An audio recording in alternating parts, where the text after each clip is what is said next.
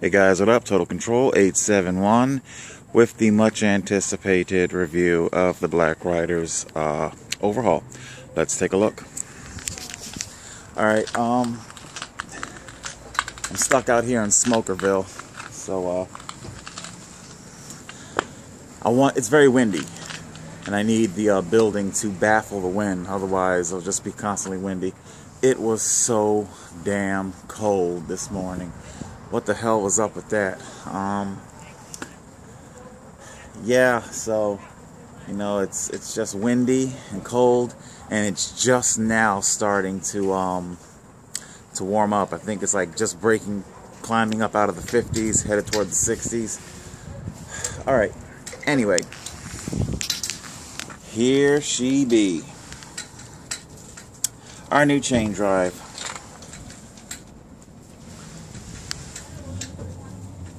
Basically, it's exactly what I had. Same cassette, same ring, same chain. New pedals, same model, just new. And brand new Schwalbe Marathon Pluses. Yes, I finally got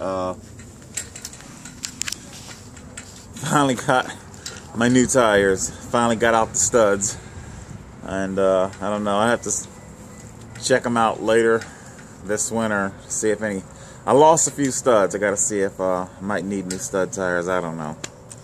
Anyway, let's get back to this.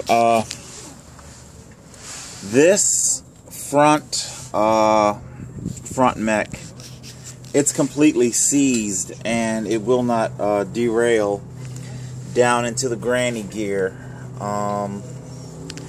It's completely seized up, and they were not able to unseize it. They said they put it into the sonic cleaner, and it will not budge. So I'm gonna need a new front derailleur. And speaking of derailleurs, I thought it was just me. I thought maybe because the old chain had stretched so much that I wasn't used to seeing like a tight chain. But I wasn't crazy. This derailleur, it's definitely orientated a little bit different. For whatever reason, looks like Kevin has mounted the derailleur hanger horizontally rather than vertically. I have no idea, and it gives it a weird angle that points, you know, toward the front of the bike. It works. It shifts in all the gears. Of course, you know, the granny gear is out of commission right now, so when I get the new front derailleur, you know, but yeah, it just kind of looks a little weird, but it does work. Also, what happened, I don't know if I told you guys about it or not, but I had mistakenly, what had happened? That's right. When the cassette had begun breaking apart, I mean, this was like past the I stripped my gears video, you know, because I kept riding the bike. I got no choice, right? And smoker's getting to me. The cassette ended up just basically disintegrating. The gears, like in here, whatever it was, it just like broke, and it began spinning.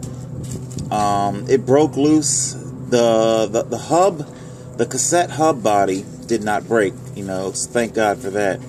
It was just the gears, and it's just like spinning free from the rest of the cassette. And so the chain had slipped down in between the gears, and here I am like pulling like crazy, getting the chain out, and I had to take the back wheel off to get that done, and I had forgot to put the quick release back into the wheel. I was frustrated. I was frustrated. I was rushing. I needed to be somewhere, and unfortunately, what happened was I forgot to put the quick release in, and that caused the chain stays, you know, to because you would have thought that having horizontal drops at the back wheel would have like slowly slipped out the back. Maybe with a lighter rider, but with me, the chain stays ended up spreading apart until the wheel ended up shifting up. It jammed up, and I don't even know if you can see it or not, but here we see where the fender, the wheel jammed, went right up into the fender. The fender's like kind of knocked off skew here a little bit, and I gotta loosen this and bring the fender back down to where it was. So it knocked the fender out of place, and it also, I was worried I had did some serious damage to my brake caliper, because what happened, I don't know if you can see this or not. Well, as you can see, the rotor, it's like right in there, you know, right into the caliper. And when the wheel went up, well, it caused a little bit, it almost split the damn caliper in half, basically. That's what I'm trying to say. We got the rotors got cleaned up. Brake calipers got cleaned up.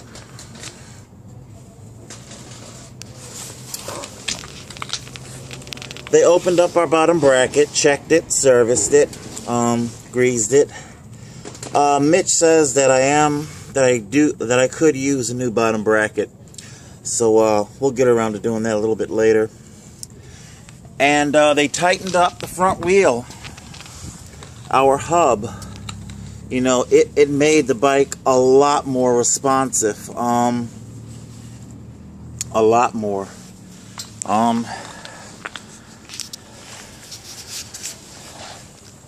What was it? I think Cody Pantherbone. I guess he wishes he was a panther. One of the soft trolls who just turned hardcore troll. You know, I guess he decided to get off the fence and pick a side. I don't know. Who knows what these people are thinking, you know? So he had said that I was weaving. I wasn't weaving all over the place. The bike is just a lot more responsive now, and yeah, so I'm just kind of getting back to being used to the front end being tightened up. They repacked the front hub. They repacked the front hub, and yeah, so she's looking good, you know. She rides good. She feels good. I did indeed lose a little bit of strength. I was noticing that, you know, yesterday. It's like, you know, it's like, because it's amazing the way, I guess, your mind adjusts so quickly to new circumstances, because I had to handle that old chain drive with such kid gloves. Oh my god, because, well, we saw what happened if I don't, you know, end up on my ass. And here I am. It's like, even now, it's like I gotta remind myself, you know, you can give it full gas, you can give it full power. You know, the chain drive can take it, it can handle it, and that's what I'm doing. So I'm getting back into it. I lost a little bit of strength in my legs, but I'm picking it back up, you know. Let's see. Yes, one of the things that I was concerned about. The term is called power to weight ratio, because, hope I don't jinx myself, but our back wheel has been nice and quiet, meaning no more broken spokes. I broke about 4 of them, you know, so broke about 4 spokes, but the wheel has been quieted down, and I'm not ready to dub it a success just yet.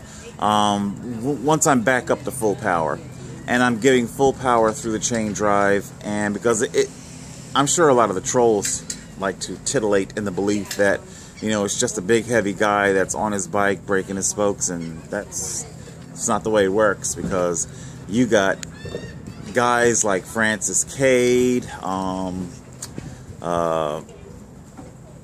Cycle Cam, you know, itty bitty, you know, size of my pinky guys. They break spokes too, you know. They break them just as often as I would break them, you know. So I'm not even going to bore you to tears with a lecture on the engineering principles of wheel building and how things are tensioned. And anyway, so I think our wheel's going to be okay. I do. Again, I hope I'm not jinxing myself. And it's been riding like a dream. It really has. It feels good.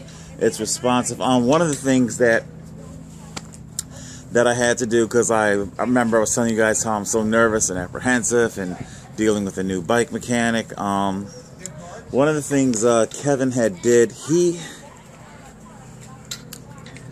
it's not that he mistakenly underfilled the brake lines with fluid, because they also bled the brakes for me.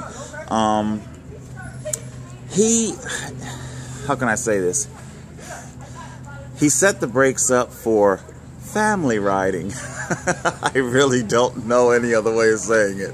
Because like I said, he has to get to know me, I got to get to know him. And if I had to say, it's like he erred on the side of caution.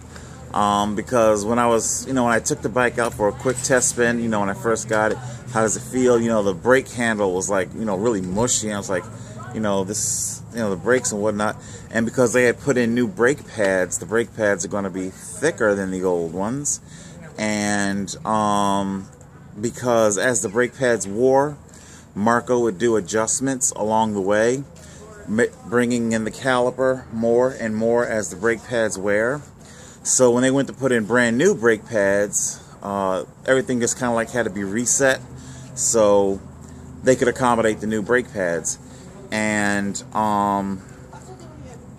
so when he bled the brake lines, you know, when he bled the brake lines, he I guess he didn't really know how responsive I like my brakes, you know, because, you know, I like it right there, baby, you know, like, you know, 2 fingers, you know. I don't want to be, you know, halfway down before. And also well the new brake pads, they weren't pre-burned. Marko usually would pre-burn them for me, but it's just as well. I mean, I just have to break them in myself, you know, basically. So they kind of would, like, for your first, like, 10 miles or so, 10 or, you know, however much you brake and whatnot, it'll have, like, that waxy, sheeny kind of a feel to it, like slippy, like almost as if there might be oil on it, but it's not. It's like that sheen that kind of has to, you know, break and wear off. You dig what I'm saying? Normally, like Marko would like get out the blowtorch and the alcohol and like pre-burn, you know, pre-burn the pads and whatnot. But it's just as cool, you know. Eventually, it gets around to it.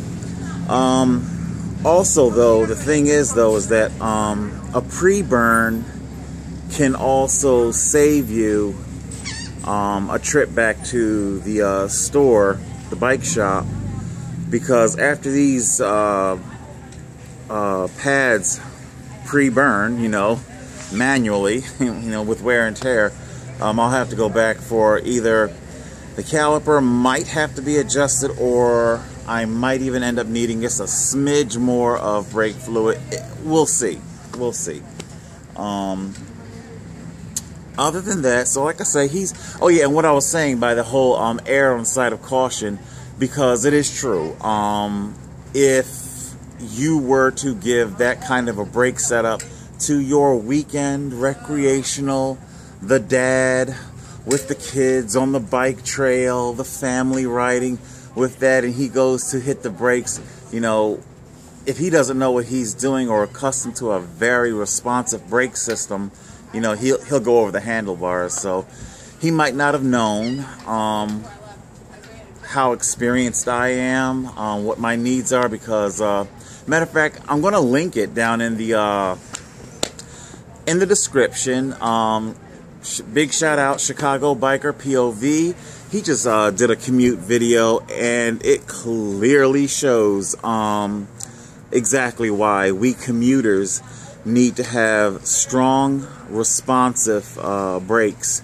That's what I'm saying. Like, Kevin doesn't. I mean, I tried to explain, but you know, you can only say but so much. You don't want to stand there with the guy talking and talking and talking. You know, it's spring. It's late spring. You know, the bikes are piling up. You know, people are buying bikes. They're bringing bikes in, and you don't want to stand there like talking this guy to your blue tape. And truth be told, it is true. You know, mechanics don't always know how much shit you're talking. You know, okay, I know you're saying this, but you know, are you really? You know, kind of like how I was saying with the bike world thing, and they would be like, wow, you're way out there at Ocean City, stuff like that. Anyway, so he's learning me, I'm learning him, so it's a breaking in process, much like our brakes. It's breaking in. So like I say, the angle of our derailleur, it's a little strange, but I gotta admit, it does indeed work. It's snappy, responsive.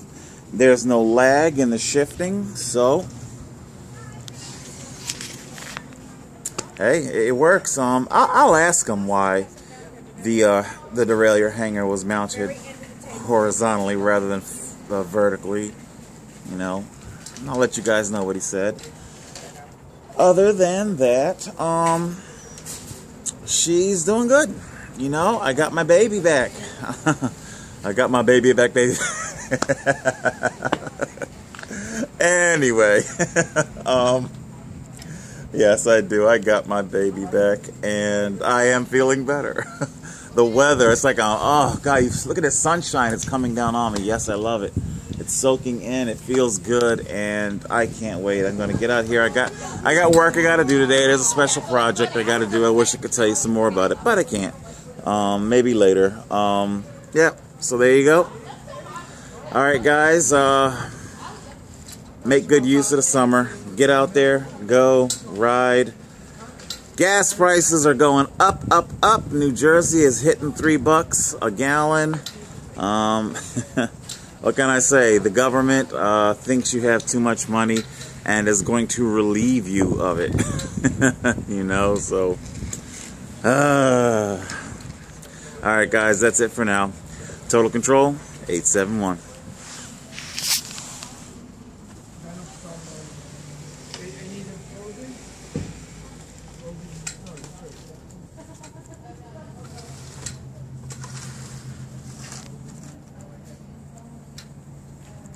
Oh, wait a minute. Before I close out, I'm sorry. I remember what I wanted to say. This stem is what you guys are hearing. I need to get rid of it. I need new handlebars. This handlebar is from a GT8 ball. It was like the first incarnation of the BLACKRIDER, and this handlebar is all that is left from it. And as you can see, there's a lot going on there. And yeah, it's like I don't even know if I can get it to say anything for you. Yeah, can you hear it? No, that wasn't it. Hold on. Yes. Yeah, here, the creaking. Yeah, so I need a new stem. This is a big heavy stem anyway. Stem, handlebars, I need them new. And it will finally shut that damn front end up. I know, it's loud, it's rattling, and thanks to Mr. Kinzer, who broke the clasp on the GoPro, I now have to use Garmin. You know, normally for the Garmin, some elastomers to keep it. So when you guys hear like that psst, psst sound, that is actually concussive forces causing the gasket on the GoPro housing to compress and release, and so the mount, the gasket, the stem, the handlebars, all of that is causing noise. So yeah, I got to get it all replaced, and unfortunately, if it's just noise on a video, I know you guys might not necessarily like it, but it ranks kind of low on the priority list. Like I say, like when I was telling you guys earlier how in the deep winter, my kit, full deep winter kit is $1,300. It's not something that I just simply picked to be fancy, or to say that I dressed in a bunch of expensive stuff. It is needed, and I'm trying to say that, I'm trying to communicate to you that because that isn't a priority. Noise on the video is not a priority. Remember now, my cycling content, I do use it for advocating, to get you guys to get on the bike and to go cycling, but its primary function is for legal, proving that I was not at fault on the road, holding drivers accountable. That's the primary function, and I don't need, you know, so if it's not absolutely necessary, then it's low on the totem pole list of priorities. So there you go. Yeah, I gotta get a new seat too. Don't ask me what happened. It just, what can I say? So